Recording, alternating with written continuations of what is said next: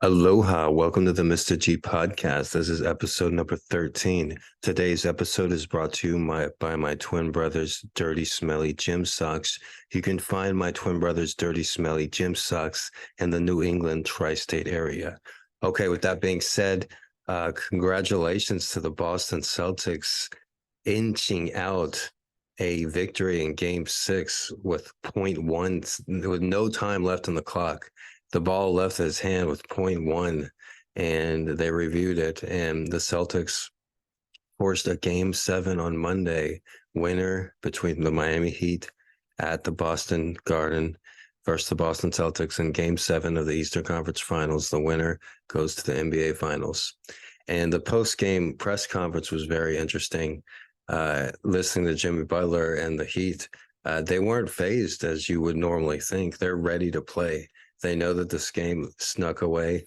There was a real interesting learning point about that. I learned something about myself while watching yesterday's game 6.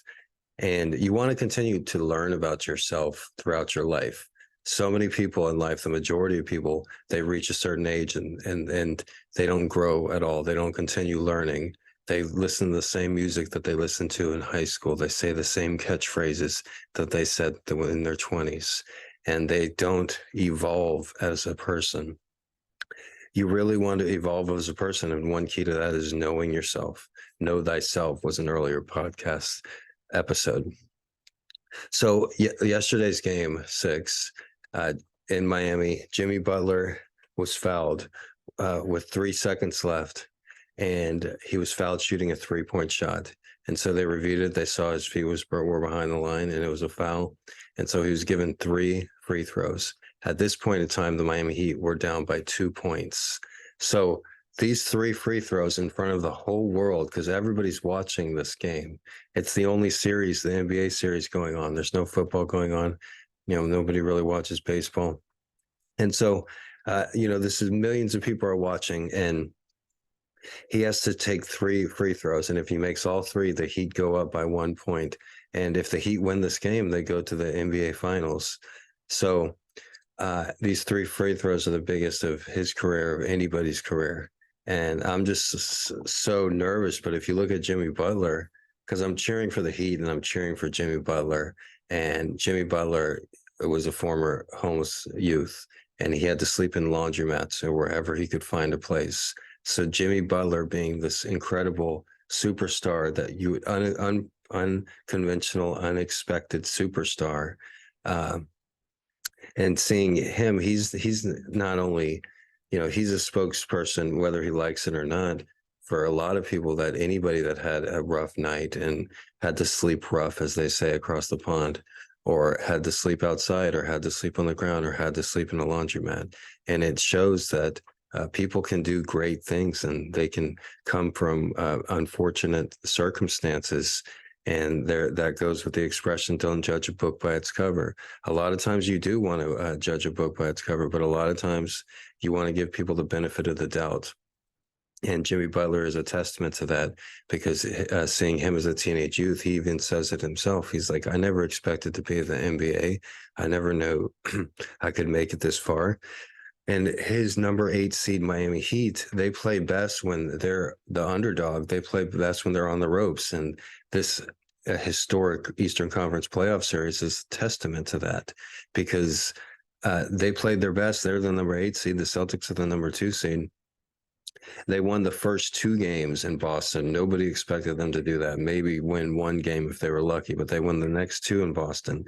And then they go up 3-0. Nobody expected them to do that. So they were still the underdog going to all these games. But then when they were up 3-0, that was the point where everyone's like, okay, time to end it. 1 more win and you go to the finals. But they couldn't sweep the Celtics in game 4. They couldn't win in Boston Garden in game 5. One of the toughest places to play in the NBA.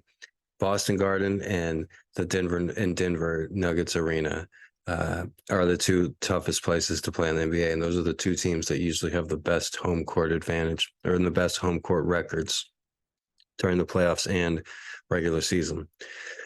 So Jimmy, they have a monumental task of winning Game 7 on the road.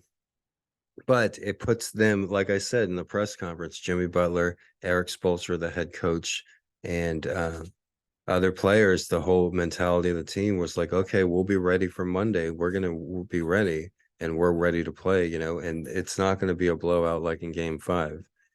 The Heat are going to come out, but so are the Celtics, and the Celtics do have a huge home court advantage because that crowd is crazy. And I'm not a Celtics fan.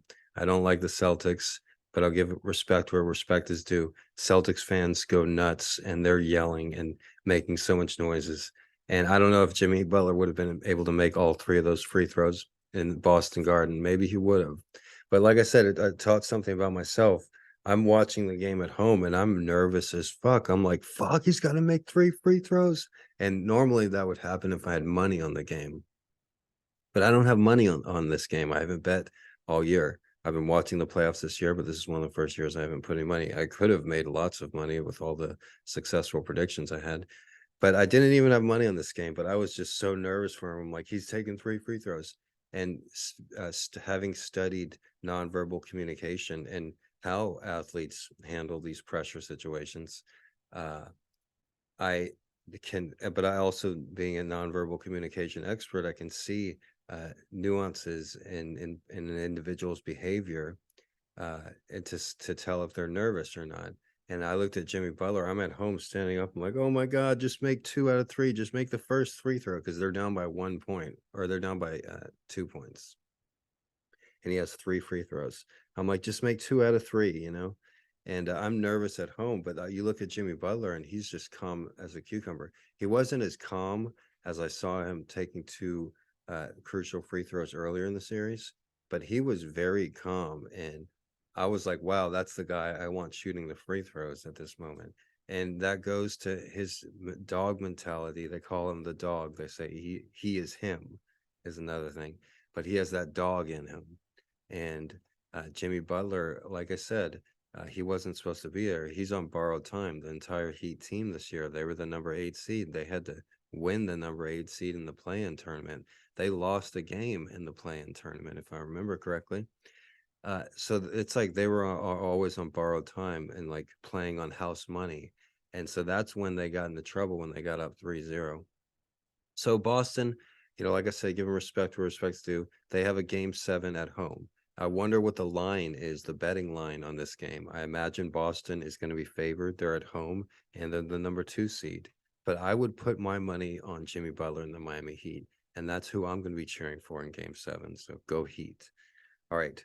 With that being said, uh, um, yesterday's podcast, episode 12, talked about the NBA Finals in 1999 and the NBA Finals in 2000, 2001, 2002, and 2003. I did leave out a couple stories yesterday. I left out watching Kobe Bryant eliminate the Spurs in the Alamo Dome in 2002.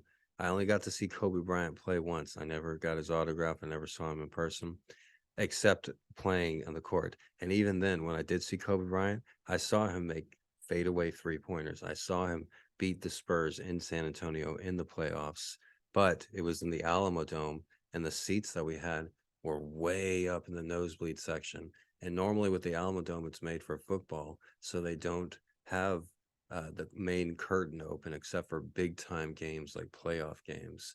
And so they had the curtain open, and we were in the section where like you couldn't see shit, and we were like worse than nosebleed. And I'm like, oh my God. And I talked earlier on an earlier episode about how the one time I sat courtside was at a Spurs game, Atlanta Hawks versus San Antonio Spurs. And a girl I was dating, I was 20, she was 19, and her boss had these courtside seats, and he wasn't going to that night's game, the Atlanta Hawks. And so she's like, do you want to go to the game? So I did have sat courtside, and that was an incredible experience watching basketball, NBA in particular, from home for so many years, and then being right on the court. It's like they were like transformers, like running around. I was just like, whoa, these are the dudes I've been watching on the TV. They're running around in front of me. Like, what if they fall into me? Like, this is crazy. And they're like all huge and they're like running around like it's normal. And I'm just like, whoa, I had never been to a basketball game. Keanu, now is not the time, Keanu. So in 2002, I did see Kobe Bryant play versus San Antonio Spurs. but I was in the Alamo Dome and he was hitting some fadeaway 3-pointers that I saw, and we left the game probably early. It was a blowout. The Lakers blew out the Spurs that year. But so, and I talked about in 2003. I go into more detail about 2003 in my book, Gonzo Education. Why are you doing this? Stop right now. Fucking stop it right now. Dude. Stop.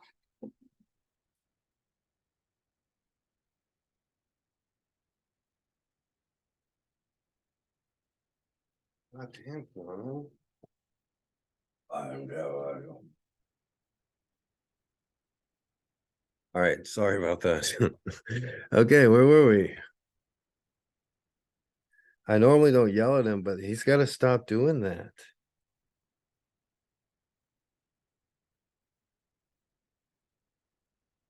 So yesterday we talked about 2003, the NBA Finals of 2003. Now, uh, that was a very important year for me, 2003. I go into detail about 2003 in my book more than any other year. I'm not live for some reason. I go in detail about that about any other year, 2003. It seems like the years with 3 on the end are more significant for me.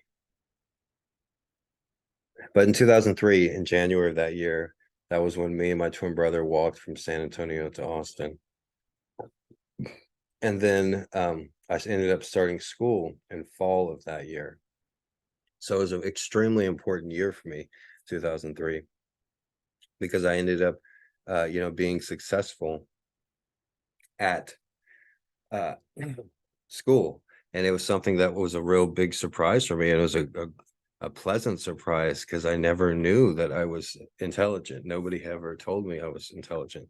So 2003 was a huge year, and I was really happy with how things going. And the Spurs ended up winning the championship in 2003. But in 2004, I learned a valuable lesson. Sometimes in life, you can learn lessons from other people. Whoa, fucking A, we're having difficulty today, huh?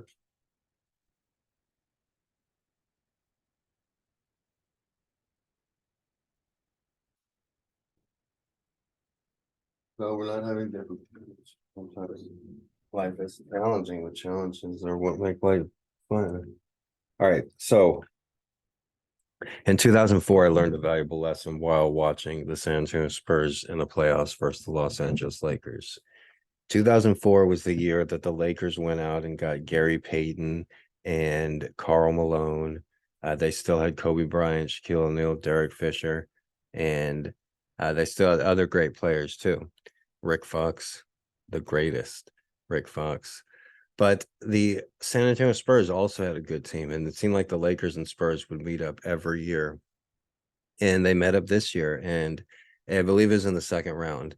And 2003 was a really rough year for me and my twin brother. Our mom passed away in November of that year. Like I said, it was the year in January of 2003. Me and my twin brother walked across Texas from San Antonio to Austin. And we spent the summer living in a car on I-35 between San Antonio and Austin as well. That summer, June, July, and August, I ended up starting school. And it was, like I said, it was a great moment because I realized I was smarter than everybody. And I, no offense, listeners, and I made straight A's. But more importantly, I was like, this is something that I can do. And the way my brother put it was like, oh, so as long as you make good grades, you keep getting financial aid. And I was like, yeah, I keep getting financial aid. Yeah. But some semesters they only paid for my tuition, especially at the University of Texas in Austin. So I did work the whole time I was in school, the whole 7 years I was in school. But 2003 was an important year because of those reasons. And I finished up the year in 2003, and then I got an apartment in 2003. Then in 2004, me and my brother were living in this apartment, and we were watching the playoffs in 2004. Here comes the valuable lesson. The Spurs were playing the Lakers in 2004, and it was a turning point in the series. And this game was in San Antonio at the SBC Center. And the end of the game happened, and Tim Duncan is at the top of the key, and he hits an incredible fadeaway shot that gives the Spurs the lead, and with only 0.4 seconds on the clock. And you think the Spurs had won, and after he hit that shot, I cheered. Me and my brother were cheering throughout the game, but I cheered, but I was respectful. I was like, yes, yes. But my brother took it to another level, and he started calling the Lakers names, calling like, you fucking F bomb and this and that, and like, and just being like, we won, haha, in your fuck, yeah, just in, like, just being too a terrible winner. And like, I'm like, chill, man, relax. And if this happened 100%, I'm like, relax, there's still 0.4 seconds on the clock. And then he's like, nobody's ever made a buzzer beater to 0.4 seconds. They just said the closest you can get a jump shot off is in, you have to have 0.5 seconds or 0.6. He's like, it's impossible. There's no way that they can win. And then I was like, stranger things have happened. Don't be so rude. And he's like, flicking off the TV. He's like, hi, and just being like not a good person, not a good winner. And then the next play comes, there's 0.4 seconds on the clock. And supposedly before that point in NBA history, you could not get a shot off with less than 0.7 or 0.8 seconds, not even a second, a millisecond. But there are 0.4 milliseconds, not even a second, not even half a second, but 0.4 milliseconds on the clock. And somehow, some way, Kobe Bryant passes the ball in to, or somebody passes the ball in, Robert Ory maybe, passes the ball into Derek Fisher, and Derek Fisher pulls up and shoots a 3-point shot. And maybe the clock didn't start, or not a 3-point shot. He just shoots a jump shot, but he doesn't like hurry it or anything. He just shoots a regular jump shot. And maybe the clock doesn't start, or they don't say it, or that was before there was a red light behind the backboard. Maybe that's one reason they installed the red light behind the backboards. Because like in last night's game, you saw D White of the Boston Celtics put the ball in with 0.1 seconds. Like, you reviewed the shot and you reviewed the footage, and yeah, it left his hand with 0.1 seconds left. There was so much time left between the Miami Heat going to the NBA Finals and the Boston Celtics losing the series and their season ending. So now we have the backboard cam, but that was before Derek Fisher. We didn't have that. So with 0.4 seconds, they pass it in. Derek Fisher shoots a regular jump shot. Boom, makes it. The San Antonio crowd is stunned, and the Lakers run out of the building, and like they stole the game, literally, but not literally. Like, hey, give me the game. No, they stole the game, and that turned the series, and the Lakers went on to go to the NBA Finals, where they lost to a Detroit Pistons team. And the 2004 Detroit Pistons team is one of the only NBA champions in memory that did not have a superstar. They had a few all-stars, Chauncey Billups, a great defensive player, a great defensive center, and Ben Wallace, but they did not have any all-stars. I believe Stan Van Gundy was their head coach, and this Pistons team with no all-stars destroyed the Lakers team in 2004 that was stacked with all-stars that had Kobe Bryant, Shaquille O'Neal, Gary Payton, Karl Malone, like all these great players, plus a huge bench. And the Pistons did it with defense and teamwork. So if you're a true basketball fan, then the 2004 Pistons and the 2014 San Antonio Spurs, the most dominating, best NBA champions as far as teamwork and in basketball, it's proven you can beat the all-stars, you can beat the MVPs if you work as a team. Nothing can beat teamwork. And like I've said in one of my earlier podcasts, basketball is an analogy for life. Many times in life, you can be an all-star player, you can have all the best dribbling moves, you can be fast and have a first step and do it all on your own, or maybe have one more friend that's also really good, and you guys can get to the basket just about every time. But, and just like in life, sometimes all you need is one friend, and you guys are good enough to, make shots and score goals, metaphorically speaking. But in life, just like in basketball, even the two all-star superstars, Shaq and Kobe, you can come up against a team and have 5 teammates, and none of them are all-stars, but they work together. And a team is greater than one or two. And so the team works together, and they're able to defeat it. And just like in life, if you don't have to be the smartest person in the room. You don't have to be the sharpest or the best looking person in the room or the best speaking person in the room. If you have a team around you and people that help you, then just like in basketball, just like the Detroit Pistons were able to beat the stacked Lakers team, they worked together and they're like, okay, these guys are all-stars, top 50 MVP players of all time. Karl Malone, Shaquille O'Neal, Kobe Bryant. How are we going to beat them? Okay, well, we got to work together. We got to play defense. We got to, keep the shot clock low, keep the games low scoring, be rough, be tough. Don't let them walk over us. Let them know that this is a basketball game. And sometimes basketball games can get tough too. So congratulations to that 2004 Pistons team, because that is a testament on sports, on working together, in life as well. All right. So, and also the lesson learned is don't, count your chickens before they're hatched. Even though there was 0.4 seconds on the clock, my brother was like spitting, if I mentioned that. He even spit at the Lakers after that. He's like, ha, we won, we won. And no, we didn't win. Just like in last night's game, when Jimmy Butler hit those 3 shots, there were 3 seconds on the clock, and he was saying one stop, one stop. And uh he they seemed like they did get that stop. This time ran out and the jump shot was off, but they didn't box out. And that few half seconds left, if Vincent, I believed, should have boxed out his man, but I was celebrating. And even on the TV screen on yesterday's game, it said final Heat win 93-92, but that's not what happened. The Celtics ended up winning, and they changed it really quickly. I was about to take a picture of it. But yeah, you don't count your chickens until they're hatched, and nobody knows what's going to happen in life. It's been proven over and over. They always ask people from 100 years ago what they think life in 100 years is going to be like, and everybody is way off. There's very few people that get it right. So 100 years ago wasn't that long ago. How long ago was it, Mr. G? It was about 100 years ago, 1923. It seems like 100 years ago was 1900 for my generation. When they say 100 years ago, oh, you mean 1900, right? No, G, 100 years ago was 1923. Like even in the year 2050, I'll think 100 years ago was 2000, but 100 years ago from 2050 is 1950. We're actually closer today in 2023.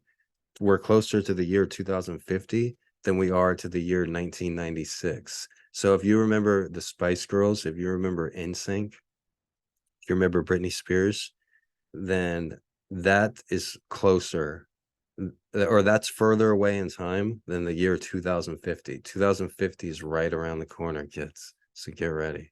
That's when the cars are going to be flying around. It's got to happen.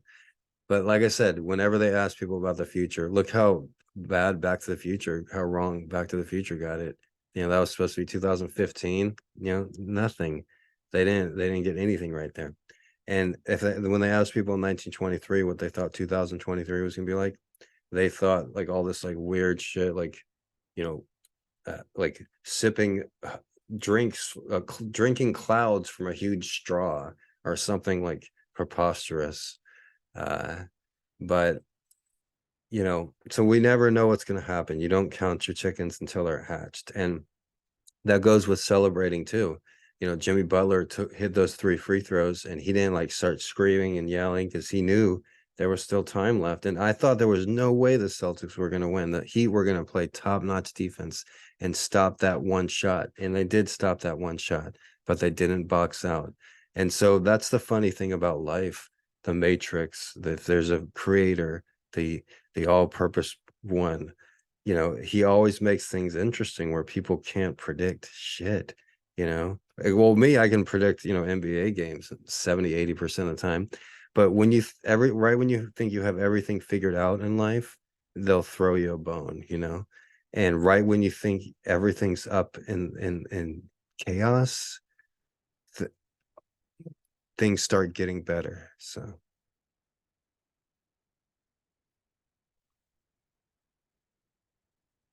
okay, so that was the 2004 NBA Finals. Let me refresh my memories. The 2005 NBA Finals.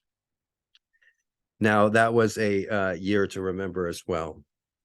During the 2005 NBA Finals, I was enrolled in a Spanish course at Austin Community College. It was during the summer, so it was before I would transfer to the University of Texas. Taking the Spanish course at community college was my decision because not attended high school, and also being terrible at language just because of the way my brain works. Learning foreign languages is very difficult for me. Um, I took the Spanish course at the community college to make it a bit easier. So I had gotten through the first level course, and this was the second level, and I was taking it during the summer because it's condensed into 2 months, and it was the only class I was taking, so I could totally concentrate on it. I think I was taking one other class that didn't take much work.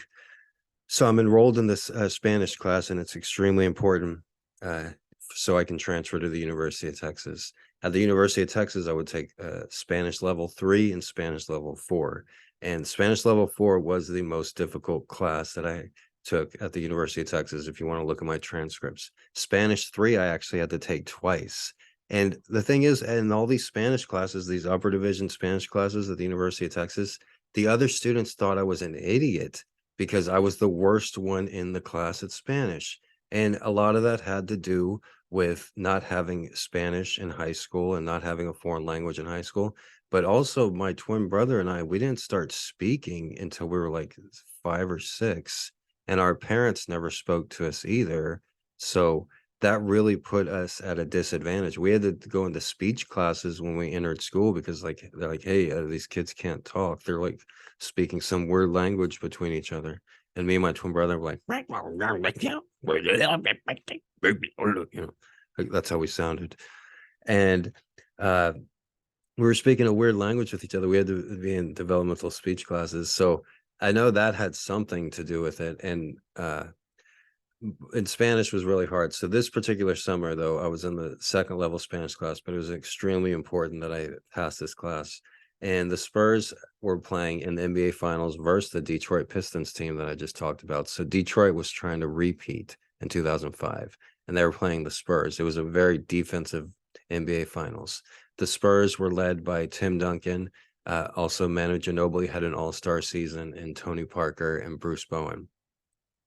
So the Spurs had a really good team, and me being in that Spanish class, I did a couple, presentations about Manu Ginobili in Argentina, where Manu is from, where they speak Spanish. And the instructor was a Spurs fan, and there was a few students in the class that were also Spurs fans. So during this series, I also have a lot of money riding on the Spurs winning the championship. Before the season started, I got like 35-1 odds, something crazy like that, on the Spurs winning the championship in 2005.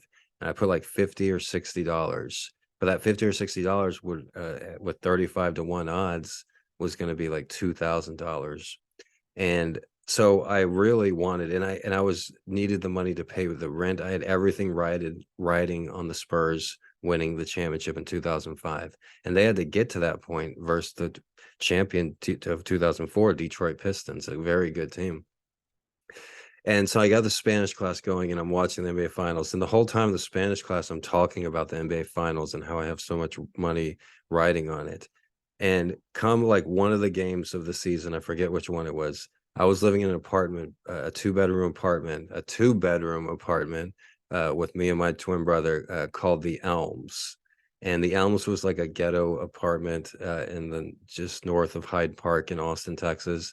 And there was a lot of Latinos there. There was a lot of like migrants, I guess is the PC term.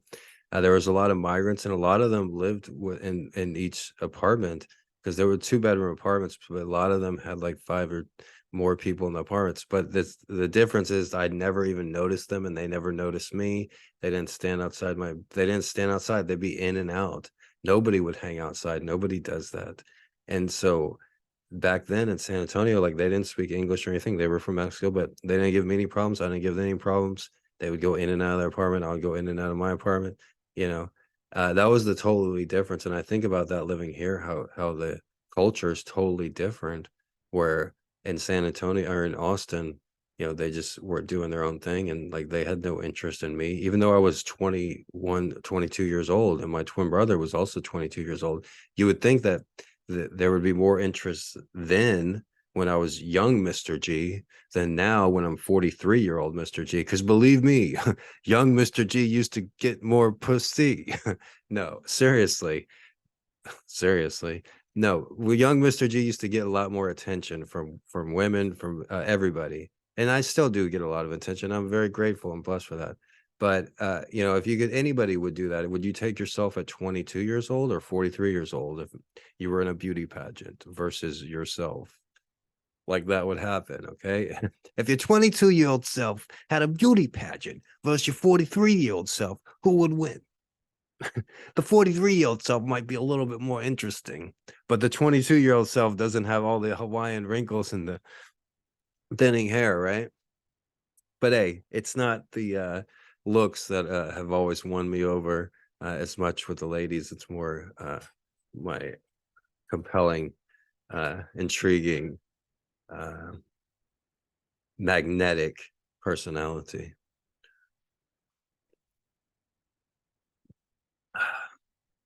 So in 2005, it was really important. 2005 was important. And I took Spanish, and I like the Spurs. I was like, go Spurs. I'm making fun of myself because I have this talent to be able to tell stories and to be able to do that. But I could easily just, if my ego was overtaking, then I would do that. I would see myself as like, I like the Spurs. 2005, I took Spanish. I'm not good at Spanish. No, the story gets more interesting. So I'm living in this apartment with my brother, and we decide to have a roommate come to stay with us to save money. This roommate guy's named Steve. Steve might watch this one day. Steve was from Mississippi, Jackson, Mississippi. So I was able to talk about that just because I know geography. It's like, oh, Jackson, Mississippi. Are you a big Elvis Presley fan? Jackson, Mississippi. It's one of the most predominantly African American communities. Like I was able to talk to him, and he knew a lot about music, but he also did drugs, and not just like smoking weed. He did like hard drugs and like ecstasy, but he was a young kid and musician, so you wouldn't like think of him like as a druggie, but that was his thing. He did drugs, and he did hang out with some unsavory people as well.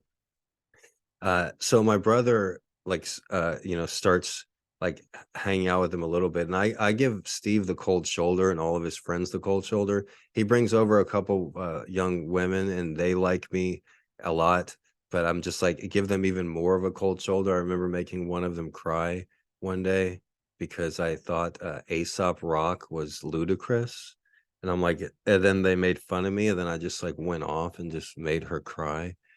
But also, Steve did drugs, and Michael, he's never takes any advice from me. He never took any advice from his twin brother, his older twin brother, his taller, more mature, much smarter twin brother. He would always want to lead the way, and the worst thing that he could do would take advice from me. But anybody else, he was open to be easily influenced, including a druggie like Steve. So an example is during this time, I was listening to Weezer, popular alt band at the time. And I remember showing it to Michael, like Island in the Sun. I played on the guitar and a couple other things. And then he's like, I don't like that. That's, lame music. I don't like that. And then like a year or so later, when Steve moves in, Steve starts playing Weezer for him. He's like, yeah, I like Weezer. Then one day Michael's like, I kind of like Weezer. And I'm like, dude, I was just playing them for you and you hated them. You said they were horrible. And he's like, I also got an email address. And before that, he was just like, I'm never getting an email address. I will never get an email address. I would rather die than get an email. Like we had this huge fights because I'm like, no, Michael, one day you will have to get an email address. There will be a time where everybody has to get an email address. Not me. I'm going to not get one just to prove I'm right. And we had this argument over and over again. I guess I won because yeah, everybody has to have an email address. I won that argument. But in 2005, I had this Spanish class going. I'm living with my crazy brother, and he starts drinking and doing like harder drugs with this Steve guy, and that just makes him he's already crazy to begin with. And doing these substances was not helpful, especially when he was coming down from these substances. So one morning, a Saturday morning, I remember there was a big 2 liter of orange crush soda, and I carried this orange crush soda with me all morning for whatever fucking reason. I woke up that morning hungover, and I walked to the store and I bought a 2 liter of orange soda. And then I'm drinking the orange soda and I lay back down and go to sleep. And the next thing I know, my brother is on top of me, punching me in the arm. I'm like, what the fuck? And I wake and I get up and I'm like, what the hell are you doing? And he's yelling at me for using all the toilet paper. It's the same thing our father used to yell at me for. And I remember getting beaten with a belt for it too, because for whatever reason, everybody's different with how they wipe their ass. Okay. Some people use a lot of toilet paper. Some people use very little toilet paper. I remember my brother bragging when we were growing up how he used such little toilet paper. I remember that big fake ab liver king guy when he was talking about his shits on some talk show. He's like, I never use toilet paper because the Liver King has so much good stuff in him that it just comes out clean. No, dude, you're walking around with a shit sandwich. That's what's going on, Liver King. And your fucking ass smells like liver shit.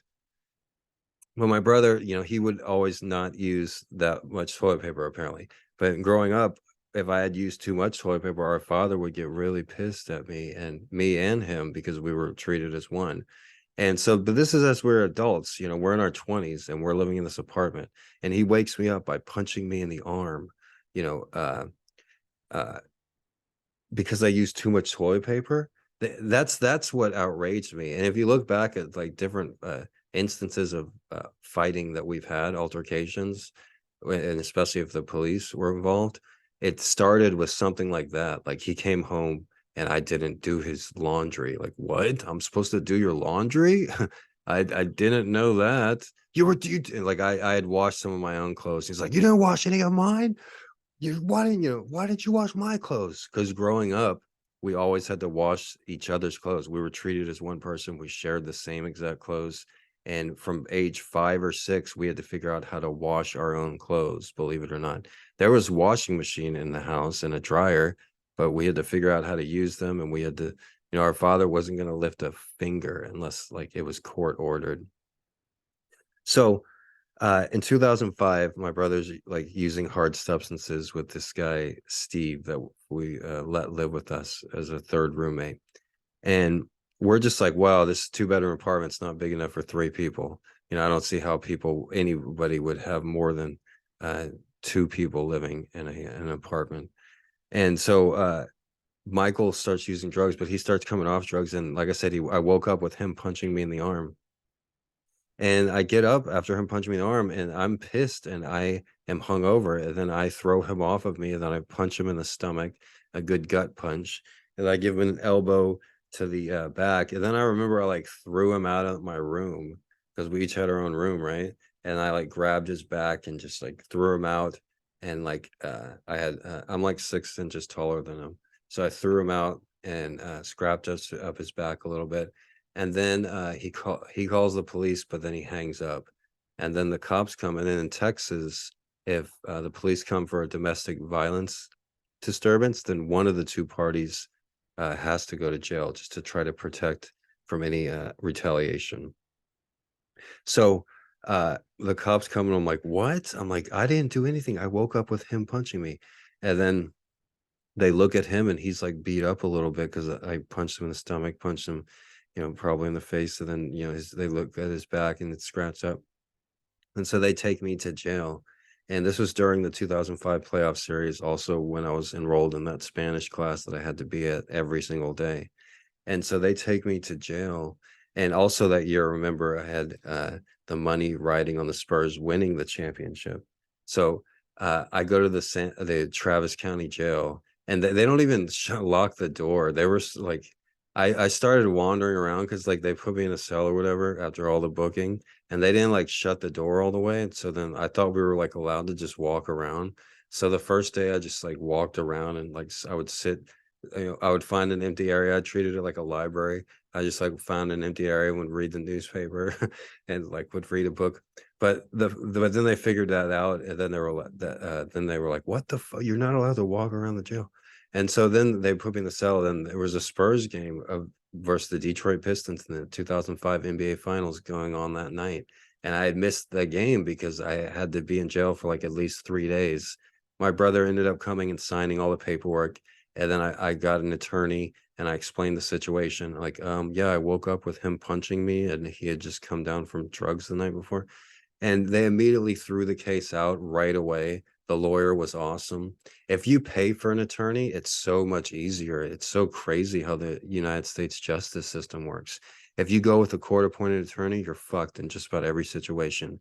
If you have the money and you pay for your own attorney, you're good. And I paid a couple $1,000s. He worked out a payment plan though, where I paid him a couple $100s a month. And then at the end, I owed him like, $500 or $600. And he's like, no, just go ahead and keep it. We're good. We're even. Because he understood the predicament. He understood I was about to, be accepted to the University of Texas journalism program. I had a lot going for me. Sometimes in life, if you let people into your surroundings, they can just fuck shit up for you. It took me a long time to learn that, but not everybody deserves to hang around you. You want to be careful on who you hang around with. And it took me a long time to learn that. And I had to learn that the fucking hard way with those I'm not even going to mention them, but the fuckers from 2018, the online Dungeons and Dragons, fuckers that I hung out with on 1 or 2 occasions for 5 minutes in 2018. I mean, in 2018, I hung out with them for 5 minutes on 1 or 2 occasions. And then their whole community of incel keyboard warrior basement dwellers, like, Mr.G. And for 5 fucking years, they've been downvoting every comment. They've been false flagging, false reporting every video. They've been, harassing me any way possible that they can online. And it's sad, but careful who you hang around with. Because if I could just grow organically on all these platforms or on my podcast, that would be like so much easier and things would be so much better. But just my association with these terrible fuckers for 5 minutes in 2018 dug me a huge hole to climb. And the best lesson learned there is careful who you associate with, because there are some fucking assholes, and just giving them 5 minutes of your time, you are in trouble. And it's sad, and you got to respect women, because women are very desirable and attractive to men, and there are a lot of sociopathic evil men. I heard a horrible story of a beautiful woman in Arizona that went jogging during the daytime, and her only crime was just being an attractive woman, and some crazy homeless person just did horrible things. And there's people out there like that, and that's where I put these guys as like serial killers, because I've wanted nothing to do with them or that community of toxic racism. And for 5 years, they're still like, "Oh, where you at, Mr.G?" Like, they'll just be sending me messages like, "Yeah, you going on the RV?" Like, what the fuck? Like, I don't know you, man. This isn't like, and that's why I said, like, you really have to respect what women have to deal with, because you look at like attractive women, like in ninth grade or high school, and there's always like some like creep like that just like is obsessed with them and like gets them flowers and just like thinks that they're gonna like win them over with romantic songs. There's always like some like little nerdy guy that's like in love with every woman and makes them like mixtapes, or they don't have mixtapes anymore, so they have mixed Spotify playlists, right? So you have all these little nerdy kids that aren't desirable at all, like women like tall men with deep voices. I'm sorry to be the messenger of sadness for you fucking incel fucking neckbeards, but women prefer tall men with deep voices that can make them laugh and that are confident and smart. Like, yeah, right, Mr. G, you're just describing yourself. No, bro, look it up. They did it like a survey. They're like, would you rather be with a short guy that treat you like crap, or no, would you rather be with a tall man that treats you poorly, or a short man that treats you very well? And like 90% of the women were like, yeah, no, kind of, I'd rather be with the tall guy. And would you rather be with a short man that's rich or a tall man that's poor? And like, oh, that's a tough one, right? But would you rather be with a tall man that's poor or a poor man that has a little money? Oh, well, the tall guy's got a little, or the tall guy, you know? But like, yeah, it's some crazy. If you look it up yourself, and it's not me, uh, but yeah, I don't even know how we got on that topic. I don't even know what the hell we're talking about. What are we talking about? Is this a basketball podcast or what? We were talking about the 2005 NBA Finals and how my brother had unfortunately put me in jail because of his own uh, misgivings, and how I ended up passing that Spanish class. I ended up getting into the University of Texas, and I was absent for a day or two for the Spanish class, and I did miss one of the NBA Finals games in 2005. But everything is a huge learning lesson, and that was a huge learning lesson too.